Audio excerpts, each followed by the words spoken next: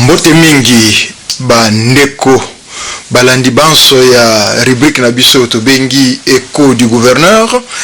Ndenge tolakaki bino ete tango nyonso mikolo nyonso tokozonga pona kolobela likambo tobengi Écho du gouverneur to fonction ya gouverneur, mosala ya gouverneur na kati ya Republika Demokratika ya Congo. Na ebandeli na biso to na ekotiseli na biso tango nyonso tokolinga koloba eloko oyo tozala au clair ete toye kofinga ba gouverneur en place te, toye pe ko concurrencer bango te, toye pe ko critiquer bango te, kasi simplement toye ko bakisa mayele pe makanisi lolenge kani moto nyonso sengeli na ye ko sala mosala ya gouverneur to ya ko diriger gouvernorat ya n'importe quelle engomba to province ya Congo babiloko mosu esengeli na ye kozwa en compte.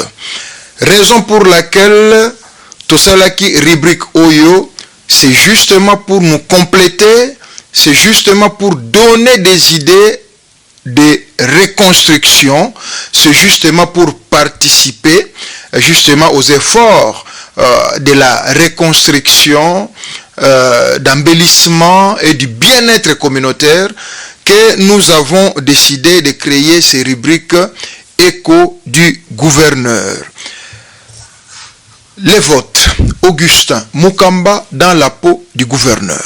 Je l'ai toujours dit, être gouverneur, ce n'est pas seulement un honneur, c'est un honneur quand la satisfaction est au rendez-vous.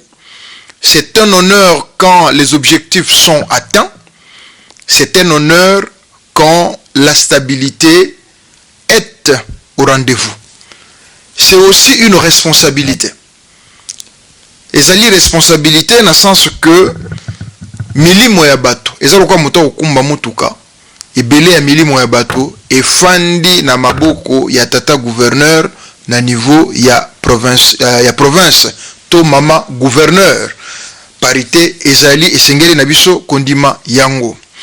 De ce fait, tosito sali ba magazine ba numéro je crois mibale misato où nous avons parlé likambo ya ba construction anarchique, tolobelaki makambo etali ba wenze pe ba cimetière.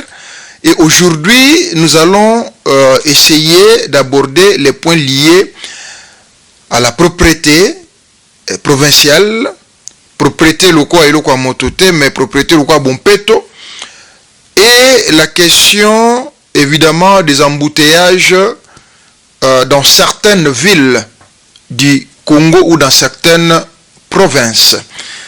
Très important, Bandeko Nangai. On va aujourd'hui tourner Masolo Nabiso autour de Basige au Mibale. Pourquoi est-ce que tu suis Basige au Mibale? C'est parce que, en fait, nous sommes dans les sociétales, nous sommes dans les quotidiens, nous sommes dans Makambo de Salama Mikolonioso. Mikolonioso, ndenge ni tuali komona yango, pendenge nini, tuza kupesa makanisi, natina ya kubongo la Makamboyo. Likambo etali bompeto soki nazwi exemple ya ville province de Kinshasa, nazwaka toujours pe mingi ville province de Kinshasa parce que tobeyon ville province ezali miroir ya mboka na biso, ezali epai oyo ba projet belé sengeli kozala lancé. Et moi-même en tant que Kinois, je pense que j'ai intérêt ya opesa ba idée ebele na lobika ate ke naza na monopole ba idée to kakangam naza na ba idée malamu pona mboka na biso, loin de là. Nazaka moko ya ba citoyen et nazo sala devoir nanga citoyen ya ko participer ya opesa makanisi. Comment est-ce que vi na biso ke kozala na kati ya une des provinces to ba province na biso ya Congo démocratique. Donc na Kinshasa nous avons un programme qu'on a appelé Kin Bompeto. Kin Bompeto est un programme moko kitoko. Eza likanisi moko malamu. Mais comment est-ce que nous sommes passés de Kin la belle à Kin la poubelle?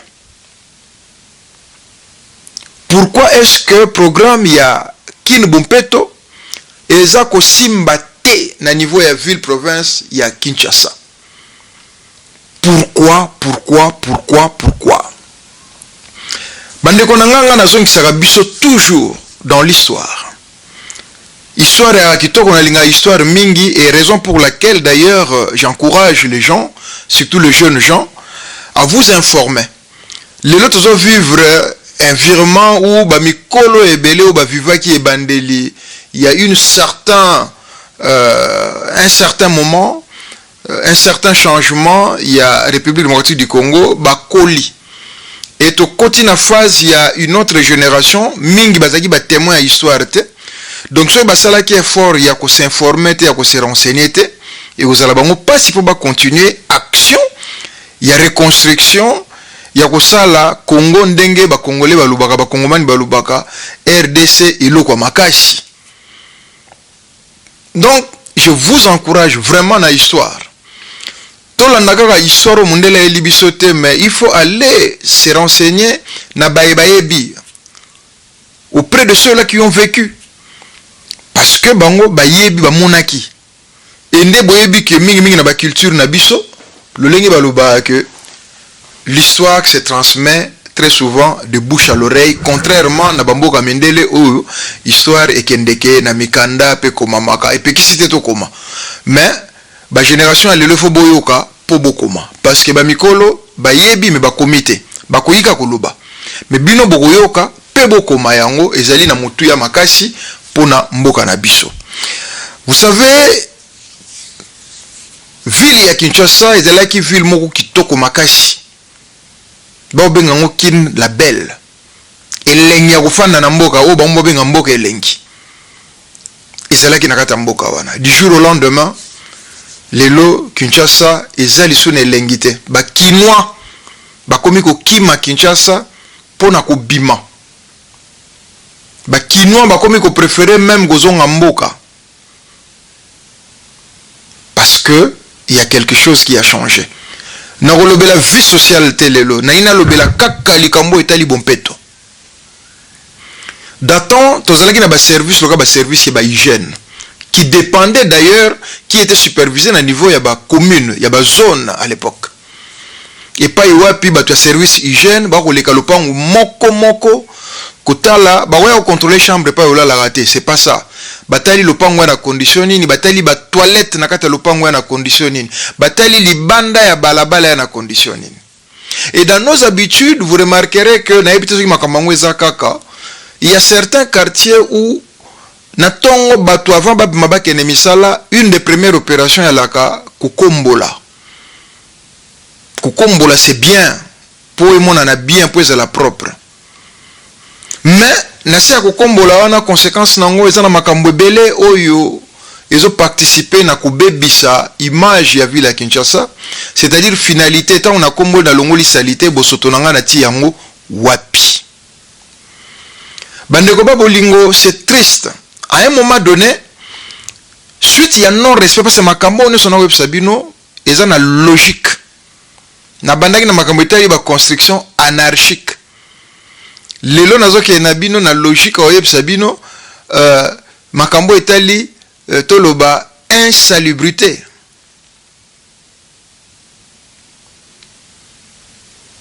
L'homme est au cœur. L'État a aussi sa responsabilité de par ses animateurs, dont le gouverneur na ba représentant na eto bengi bango ba bourgmestre. À l'époque, Tobenga Bango, ba commissaire de zone, et Kiti na ba chef du quartier, te na ba chef de rue. Moto ya kombo liboso lopango na moto ya kombo lopango na parce que tendance ya la mingi ko kombo ya lopango pe salite ko misa libanda. Na tango ya kala, elobi teke ba moyens zala ki ebele. Mais moto ya kombo li ba salite no so moto na motakangi liboki ya salite na ya telemesi yango quelque part.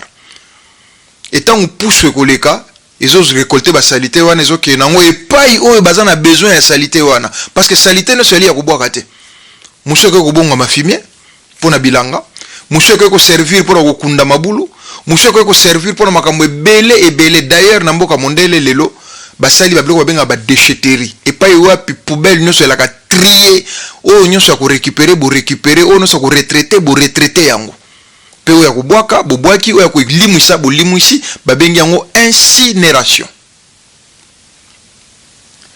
À côté de cela, il y a aussi un problème d'éducation.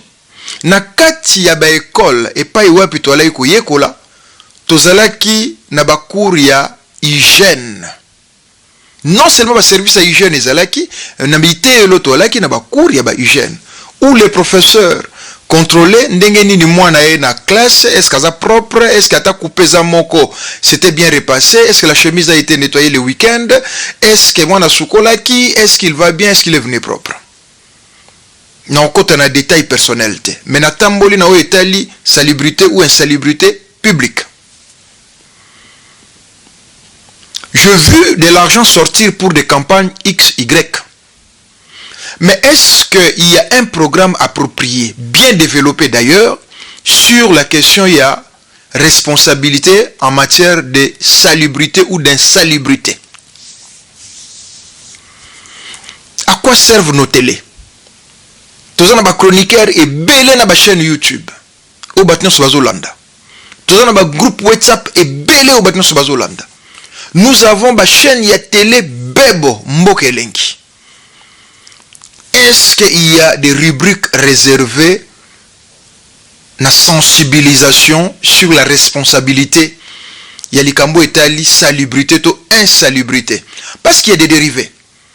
Et pas ibosoto yali maladie ezawana. Première conséquence ou première dérivée.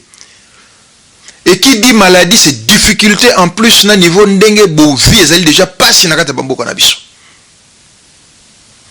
Est-ce qu'un travail de prévention entre d'une part dicaster to ministère nabiso, il y a santé publique, il y a environnement, il y a habitat, voire même intérieur. Est-ce qu'il y a des programmes communs ou des programmes interministériels, des commissions interministérielles dans ce sens-là? Nalandi Tata Mokonzi, gouverneur actuel ya Ville Kinshasa, Jean-Tini Ngobila Abi, tozo bunda na likambo moko, makanisi ya mabe, mentalité ya mabe, et fandeli batu baza, ko changer yango te. Oui, na kati éducation, il y a la prévention et il y a aussi la répression. Nous devons commencer par faire des campagnes de prévention et après quoi viennent la répression et des répressions exemplaires, surtout s'il s'agit ba makambo ezapona bien abiso moko. J'en ai parlé sur le cas de Wenze. Nous avons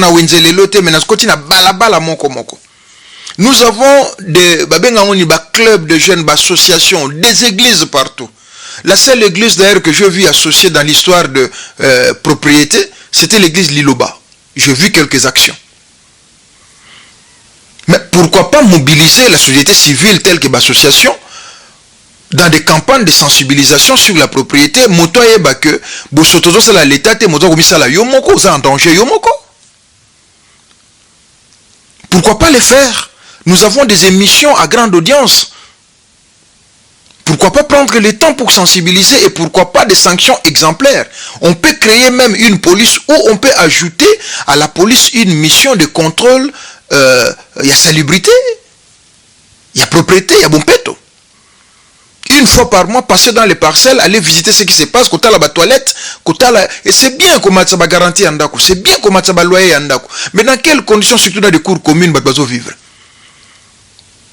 Maï batbazo sukola ekendeke wapi, bosoto batba osala, voilà, ce que vous savez, les grands besoins batbaza ko libérer ango wapi. Quand il pleut, comment est-ce que cela est libéré? Tant que bazo komba lopango, salité bazo tia wapi. Tant que bazo somba biloko no basaché, basaché on a après on les met où? Ko boka sachet na mabele, ça ko détruire mabele, ko retraiter sachet ezali ko créer emploi. Tata gouverneur, maman gouverneur, ozo landanga na programme oyo. Nous devons développer les programmes, il y a sensibilisation à ce qui concerne la prévention et la répression dans Magambo Italie, bon péto, parce que ça a des conséquences dans côté à santé, parce que ça a des conséquences sur l'environnement. Ce qui te suit en sens malamo, ça peut être positif pour nous et ceux qui te jouent en sens amabe, eh bien c'est négatif pour nous. Avec des conséquences néfastes. Yamabe makasi.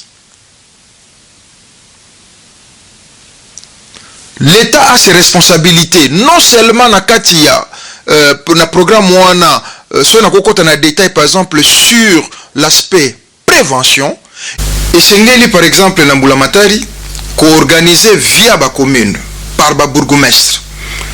Par exemple, kotia en place bangamati batono, et pas wapi bato soki na tongo basali mosala na bango ya bompeto ya kokombola bakoki kotia salite nyonso na kati ya batono wana bongo ba pousse-pousser bakoki koleka koramase yango kokende nango na ba lieu oyo ezali prévu pour na traitement ya poubelle, c'est-à-dire que il faut créer un service ya traitement ya poubelle na lopoto babengi yango lokwa déchetterie.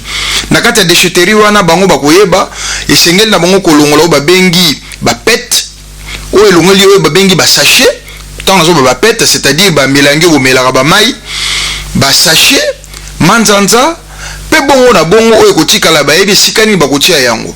Non seulement c'est une source d'entrée ya mbongo na kati ya ba ville pe na kati ya ba commune, mais ezali pe ko créer ba emploi pour lutter contre le chômage, pour lutter contre ba conséquences ya chômage lo biloko lokwa ba kuluna bandeko na ngai. Eza likambo ya volonté, ça peut bien se faire na mwanda mwa volonté pe na mwanda mwa boyebi. Il faut qu'on sensibilise la population sur la responsabilité et baete bon peto ezali pe kolongono ya nzoto. Kolongono ya nzoto etali ka makambo etali l'état te le d'abord etali makambo etali Mbulamatari te metali l'état lokola yo na ngai ba imboka l'état lokola Mbulamatari, parce que tant balobelaka l'état mingi na mboka na biso balobelaka l'état mabe. Il faut que l'état lokola yo na ngai l'état lokola Mbulamatari biso mi balende tosali l'état. Très important. Bon peto eza likambo ya ko créer même na kati ya ba quartier brigade mobimba etali bon peto oyo nyonso akolunga na kotambola bo alimate mbano ekweli ya makasi exemplaire et ko changer effectivement comportement ya bato. C'est-à-dire que Mbulamatari asa la part na ye lokola l'état, ngai pe na yo to sa la part na biso lokola l'état. Bongonde tokotonga, bongonde tokokima certaines maladies tokokima ba maladie lokola ba typhoïde, ba biloko lokola ba malaria ozobota mala bangungi, ba maladie mosusu ezobota mana salité fande sika moko voire kindoki. Chers concitoyens, na kopesa ba détail mingi te, eza ba thématique na kobwaka kaka oyo esengeli na tata pe maman gouverneur kozwa yango à cœur, parce que ça fait partie ya ba responsabilité na yo lokwa gouverneur na nga lokwa citoyen. Thème ya mibale na ngai kosimba eza likambo etali ba embouteillage na kati ya ba ville na biso. Oui, ba oyo balinga solution facile ba koloba ke bon ezaka na mboka na biso te nde embouteillage ya laka. Partout, oui, partout dans le monde, il y a des embouteillages, ça existe. Mais n'a quoi comprendre en côté que Kolongwa Kalina, Kolongwa Kasavubu, Kolongwa Matete, Kolongwa Ngaba, Lemba, Kolongwa Livulu, Mongafula, pour na kokoma na aéroport, il faut 3 heures, 4 heures de temps. Oui, c'est une réalité. Mais oui, on peut faire face à cette réalité, coloquer la solution. La solution, elle est comment? Pour na lobby elle est simple. Non, mais on peut trouver une solution. Na mekai ko fan na ngai mei na talité sur sa embouteillage na kati ya ba ville na biso ezali nini. Partout, hein, non seulement à Kinshasa, je vis ça à Lubumbashi, je vis ça à Kolwezi, je vis ça dans le Bas-Congo, je vis ça. Dans le Congo central. Un des éléments perturbateurs est le respect du code de la route. J'ai suivi dernièrement le général Kassongo faire moral à ses troupes. Kubenda bango matoi. Oui, les policiers ont leur rôle, mais yo mokumbi motuka, yo mokati sinzela, yo pose la responsabilité na yo. Na le poto balobaka, priorité est la sécurité. C'est-à-dire que, on a respecté le code de la route, mais ne tolobaka ke nzambe batela ngai yo moko pe mi batela ndeko. Soko mi bateli te mutu akobatelo azate. Comment peut-on comprendre respect il y a trajet, il y a course, il y a transport? Ce que ça taxi n'a qu'à comprendre, mais surtout dans nos taxibus.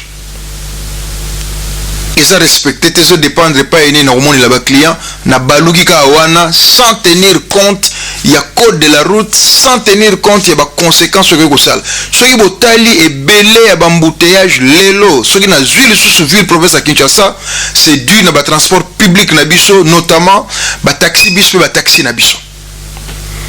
Il y a liboso ils en bon état, c'est-à-dire risque ça l'air union ce que lâcher et n'importe où. Deuxièmement, le non-respect de l'accord de route na baïba ko kumba baïba ko memaka mituka oyo. Et si quand esengeli na yo ko baluka te, o baluki tango zo ko luka manœuvre ko baluka okangi nzela pe e bandeli kaka wana e bebeli pe kaka wana. Pona yo moto moko parce que olinga ko sala demi-tour, parce que olinga ko kata course na ya transport na mokuse, parce que olinga ko welisa ba client. Et voilà, okangi nzela ya bato nyonso. Non, bandeko nanga. Bapekisi bino te bobaluka.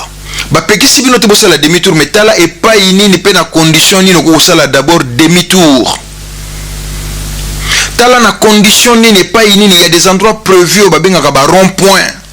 Nzela ne soza na rond-point na yango, il y a aussi de feux de circulation où ils allaient en place, ceux qui te respectaient yango. Et vous permettre à ce que Obaluka bo alima na bosembo nyonso sans pour autant créer des embouteillages. Nase ya ko baluka na lombango baluki mabe moto ke kati moto. L'état oluka ko démarrer yango nzele kangami. Nase ya ko luka ko baluka mabe na moka zaki na priorité na yo moto so weli sanzela bo betani et créer embouteillage. Non, transport public il faut zala réguler. Il faut qu'on fasse une locoana et si kanine senge na ko baluka, il faut qu'il y ait des endroits interdiction formelle ya retourner. Ata ozana précipitation ya ndengeni. Yami balé toujours na kati ya conduite. Les autres comme la banzela ya minene ya ba deux bandes ou quatre bandes, deux à gauche, deux à droite. Et sengeli na ba conducteur ko sala sous ba campagne sensibilisation ba yeba ete bande ya gauche ezalaka réservé na bato ba ko kende mbangu sans côté élément.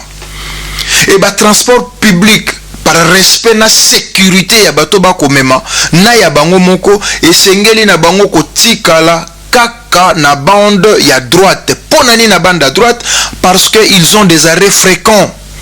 Le quoi bazwaka client bipayo bango balingeli, le quoi memba bakitisa ba client et pas client lingi et sengeli na bino kotikala na bande ya droite pour que longwa na yo na bande à gauche te ozonga na bande ya droite pour okitisa moto et ko kipe ko créer embouteillage. Ce qui okoti mabe ezali risque ya accident tala milimo bato memi. Tala yo moko mtoko mamutuka. Makambo yo esengeli na police na biso ya au basa il a ma police routière, il y a régulation routière, batala makambo yo, likambo ya ba transport public, interdiction formelle na taxi, ozala na course express, to ozala na motomoko, ya kotambola na bande ya gauche, faut batika na bande ya droite. Et puis consigne était tant olingi kotelema bima moke na nzela kotelema na balabala monene te pour kosala embouteillage pour rien. Ceux qui nzela eza ya bande mibale, ceux qui okangi moko, il faut battre na sima na yo okangi nzela. Kita moke na se otiki bandinga baleka na bango kosala embouteillage te yo pour kokota na nzela malembe. Et ça c'est possible, c'est-à-dire que la ville peut organiser ba arrêt bipai oyo bato baebi ke bise telemaka awa taxi bise ko telemana sika oyo ya pona sécurité ya yo pe client sécurité pe ya baninga o bazali kotambola na nzela.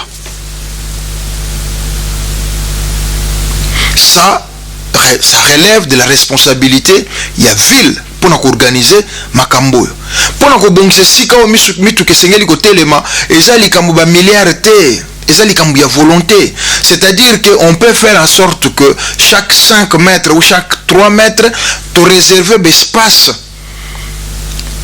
ba espace réservé na transport public et cause la ba taxi comme cause la ba taxi bus to ba biso na biso ya minene etelema na mopanzi wana ko telema na katikati ya nzela te pour la sécurité et puis pour éviter à ce que to koya na ba bouchon to ba embouteillage inutile parce que mingi d'abord volant à droite bato ko kitsa bango ozokende obimisela bango na côté à gauche mais tant ozobimisa bango na katikati ya nzela sachant que bande à gauche est réservée na ba voie rapide tala ba danger to za courir na kati ba mboka na biso.